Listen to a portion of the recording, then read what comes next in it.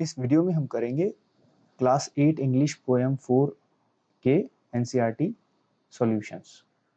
The name of the poem is the last bargain. Working with the poem में सबसे पहले page 74 पर questions हैं। क्वेश्चन 1 है, who is the speaker in the poem. तो poem में कौन बात कर रहा है? तो the speaker in the poem is a man who is looking for work. तो स्पीकर वो इंसान है पोएम में जो कि बात कर रहा है, उसको काम चाहिए, वो काम की तलाश में है। क्वेश्चन नंबर 2 है, the king sword in hand suggest. जो किंग की सोर्ड है, जो तलवार है राजा की, उसके हाथ में वो क्या बताती है? वो बताती है पावर, उसकी शक्ति। तो ये आंसर नंबर 2 है, पावर। क्वेश्चन 3 है, the old man offered the speaker a lot of money, why did he turn down the offer. जो बूढ़ा आदमी था पोएम में, उसने जो स्पीकर है, जो बात कर रहा है, उसको बहुत सारा पैसा ऑफर किया काम करने के लिए कि आप मेरे लिए काम करो, मैं आपको पैसा दूंगा। लेकिन फिर भी जो स्पीकर है उसने सौदा मंजूर नहीं किया, वो एग्री नहीं हुआ उसके लिए काम करने को, ओल्ड मैन के लिए। उसका आंसर है, the old man offered the speaker a lot of money. Old man ने जो स्पीकर है उसको बहुत सारा पैसा ऑफर किया काम करने के लिए। However, he turned it down because he realized that money cannot give him what he actually desires. लेकिन उसने सौदा इसलिए मंजूर नहीं किया क्योंकि उसको समझ में आ गया कि मनी उसको वो नहीं दे सकती जो उसको चाहिए। He had not till then realized that what he actually desired was happiness. तब तक उसे ये नहीं समझ आया था कि जो उसको चाहिए वो सिर्फ उसकी हैप्पीनेस है, यानी खुशी है। When the old man was counting the gold coins, the speaker realized that once the money was finished or the work the old man wanted to hire him for was done, he would again be out of work.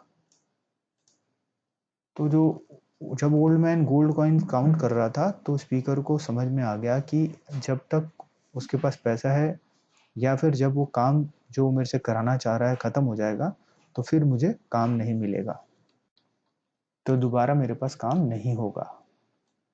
More than that he would be bound in this bargain.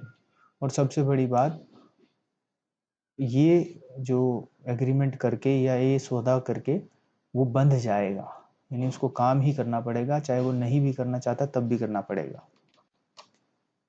It did not satisfy him and therefore he turned it down. तो इससे उसको संतुष्टि नहीं हुई, वो खुश नहीं था इस एग्रीमेंट से, इसलिए उसने ये टर्न डाउन कर दिया, यानी ये स्वीकार नहीं किया। फाइंड, क्वेश्चन 4 है, find the poem lines that match the following, read one after another. वो लाइन्स पोएम में हमें पता लगानी है, फाइंड करनी है, जो कि इन लाइन्स से के मीनिंग से मैच करती हैं। जैसे ये इसका मतलब है वही पोएम में लिखा हो उस लाइन में, वो हमको फाइंड करना है। जैसे कि I have nothing to give you except for goodwill and cheer.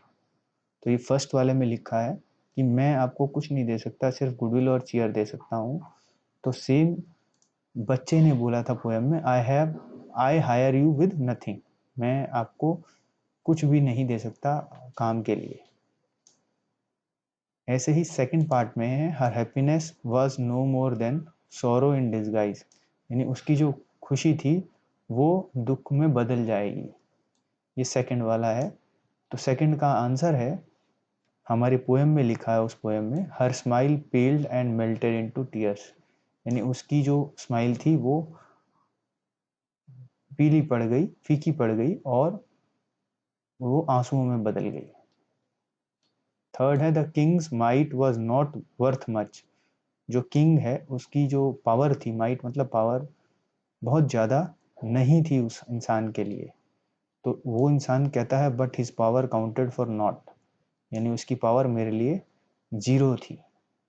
तो ये 3 लाइंस हैं जो पोएम में हैं और इन तीनों सेंटेंसेस से मैच करती हैं। तो आई होप ये क्वेश्चन आपको अच्छे से समझ में आ गया है। क्वेश्चन 5 है, how did the speaker feel after talking to the child on the beach. यानी बच्चे से बात करके स्पीकर को कैसा महसूस हुआ जब बच्चा बीच पर बैठा था तो। After talking to the child on the beach the speaker felt extremely happy and free. जब स्पीकर ने बच्चे से बीच पर बैठ के बात की, यानी समुद्र के किनारे बात की, तो उसे बहुत अच्छा लगा, वो बहुत खुश था और आज़ाद महसूस कर रहा था। तो ये हमारे क्वेश्चन इस पोएम के कंप्लीट हो गए हैं। आई होप ये अच्छे से समझ में आ गए हैं आपको। All the best.